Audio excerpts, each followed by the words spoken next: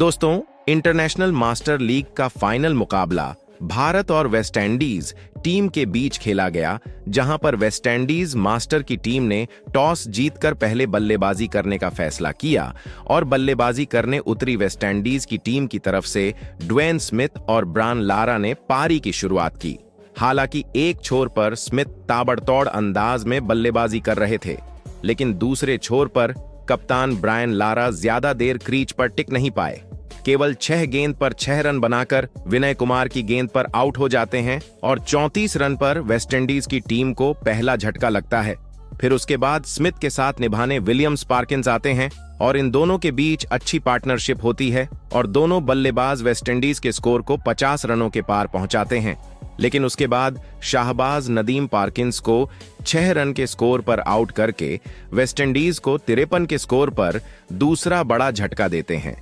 फिर उसके बाद डेविन स्मिथ का साथ निभाना साइमंस आते हैं और इन दोनों के बीच छोटी सी पार्टनरशिप चल रही थी। लेकिन तभी तेजी से रन बनाने के चक्कर में 35 गेंद पर 45 रन बनाकर नदीम के गेंद पर स्मिथ बोल्ड हो जाते हैं और 67 रन के स्कोर पर स्मिथ के रूप में वेस्टइंडीज को तीसरा बड़ा झटका लगता है। फिर उसके बाद साइमंस का साथ निभाने रवि रामपाल आते हैं, लेकिन इन दोनों की पार्टनरशिप भी ज्यादा देर नहीं टिक पाती, क्योंकि रवि रामपाल आते ही 2 रन के स्कोर पर विनी की शिकार हो जाते हैं और 77 रन की स्कोर पर रवि रामपाल के रूप में वेस्टइंडीज का चौथा बड़ा झटका लगता है। फिर उसके बाद साइमंस के साथ निभाने वॉल्टन आते हैं, लेकिन वह भी आते ही एक शानदार छक्के लगाकर नेगी के बाल पर बोल्ड हो जाते हैं और 85 रन के स्कोर पर वेस्टइंडीज की टीम के 5 विकेट गिर जाते हैं और यहां से 12 ओवर का गेम हो चुका था। अब यहां से साइमन का साथ निभाना रामदीन आते हैं और इन दोनों के बीच शानदार पार्टनरशिप होती है और दोनों बल्लेबाज 15 ओवर तक वेस्टइंडीज के स्कोर को 98 रन 5 विकेट के नुकसान तक पहुंचाते हैं।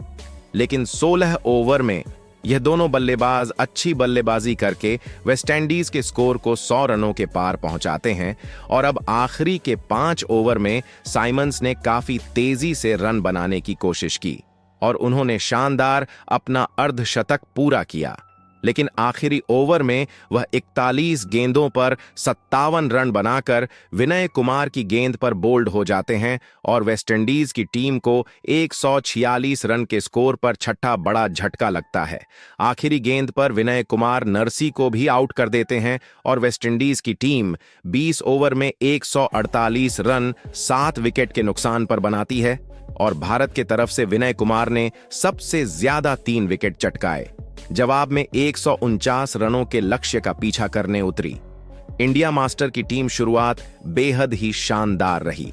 रायडू और तेंदुलकर के बीच पहला विकेट के लिए शानदार 67 रनों की पार्टनरशिप हुई। हालांकि तेंदुलकर 18 गेंद पर 25 रन बनाकर आउट हो जाते हैं, लेकिन उसके बाद रायडू का साथ निभाने गुरकृत सिंह आते हैं और रायडू एक छोर पर शानदार बल्लेबाजी करते हुए अपने हाफ सेंचुरी पूरी करते हैं और 10 ओवर में भारतीय टीम 88 रन 1 विकेट के नुकसान पर बना लेती है।